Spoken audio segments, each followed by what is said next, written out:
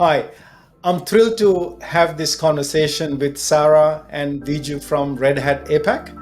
Viju and Sara, thank you so much for taking the time to join. And first and foremost, thanks for having us, Vajira, and also first, congratulations, right, for achieving the moonshot challenge. Very inspirational. Before we get into the conversation, I also want to say a sincere thank you to both of you, but not only the two of you, but the entire Red Hat team. And to be specific, I counted this morning, there's 105 of you on the challenge now. Really a heartfelt thank you for the individual efforts, but then also Red Hat coming on board as a sponsor and an ambassador for this as well. So really, really appreciate the help and the support. We couldn't have actually got to the place where we got, without the team's support from Red Hat. Thank you for giving us the opportunity. We uncovered a lot of interesting things about the team, about ourselves along the ways, but that could not have been possible without the platform that you created as well for us to really work together on, right, keeping active, especially during this time. And let's actually start there, Viju. So here's a couple of interesting tidbits from what I found, right? So there's 105 of you on the platform. The other breakdown that I saw is that out of all of the activity, 45% of the Red Hatters are runners, 30% is actually walking, and 23% is actually cycling. It's a very interesting breakdown. So let me start with you, Sara. Out of those three, which one are you? I'm actually a swimmer. Actually, through this challenge, it's the first time I've got back into swimming after having a break for a couple of years. Fantastic. And Viju? Actually, less swimming this time, a lot more running and cycling. It's a combination of both, I would say. I actually didn't expect the amount of walking that we see.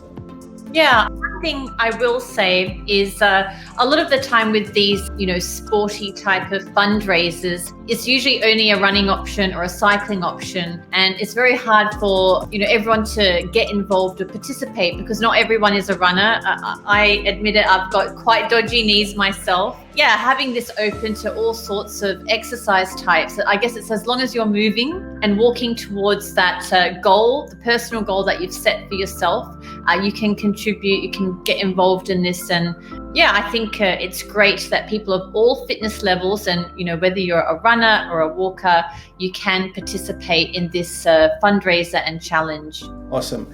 And Viju, you mentioned this particular challenge has helped you uncover some interesting dynamics within the team. So tell us more. I started with a very small group within my team, then expanded it across, and then expanded it across to bigger teams, and then suddenly it went berserk across APAC. Because more people who heard about this, the more they were like, this would be an interesting challenge to participate in. Two is, it also helped us uncover some of our great cyclists and runners. I never knew some of them cycle so much. That was the second one. And third one was that friendly rivalry, right? When you're doing the kind of work that we are doing, everyone wants to compete against each other in a friendly way.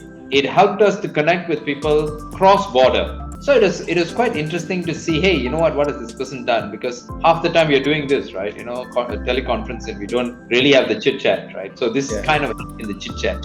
Yeah. I had a first conversation with you, Viju. I explained this particular project and the course, and you were one of the first to say, this is fantastic, join. Just tell me, why did you decide to join? This brings three things which are very close to my heart together. Number one is causes for children. That's extremely close to my heart because I think children are the most vulnerable in our society, and I do spend quite a number of hours and also work on donations and all that for children, right? That's one. Two is challenging myself. It's always been something that I enjoy doing in some form or shape. I don't know whether you can call it sucker for punishment, but really trying to push myself extra. So this gave me an opportunity to do that. And the third one is staying active. You would see Srijit on the top of his roof in India where they were all on lockdown, and he's walking around literally and took a photograph and picture and showed us that he's still trying to stay active. And so I think this allowed us to stay active as well. Fantastic. No, thank you. And switching to you, Sara, why did you decide to join? Well, let me answer you with my CSR hat on. I'm a member of our Red Hat Cares APAC committee. And what I have noticed, or what I've seen historically, is that we have a lot of CSR activities in Singapore and a lot in Australia, but not necessarily a lot that kind of goes across multiple countries in the region.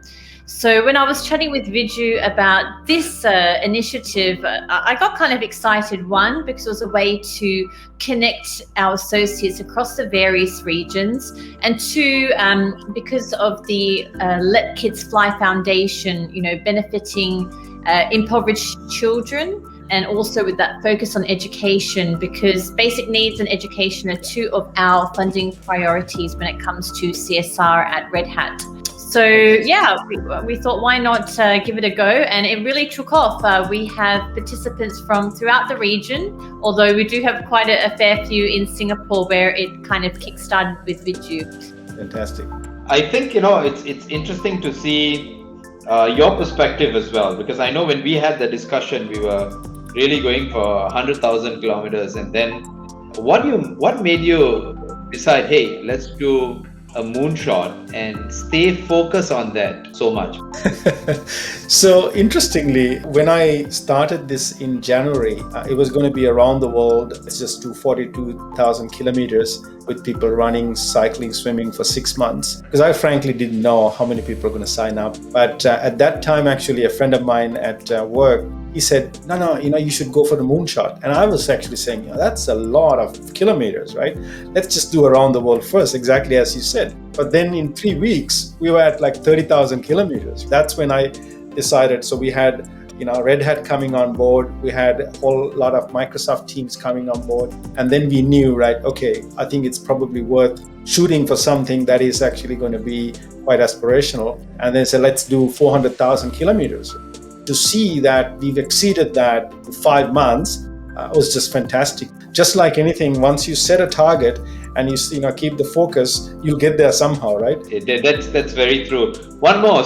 Is this the biggest campaign that you've done for Let Kids Fly? Is it the biggest one that's happened? But absolutely, by all means, this project has actually given us so much sort of opportunity now to look at not only from the donations that's come through from the website, but also, as you know, as a result of the project, we also created the Life of the Run book. And that itself, 100% of that is also going towards the charity as well. So all in all, it's definitely created a great opportunity for us to take the work that we do there into another level and to really sponsor quite a few more of the kids that we are supporting there. So absolutely the biggest fundraiser so far.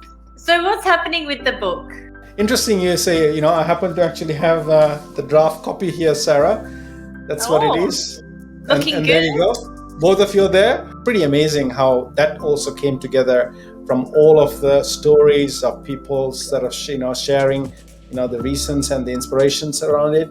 So it's now actually, finished printing and it's currently being shipped. The website is also up, lifeoftherun.com.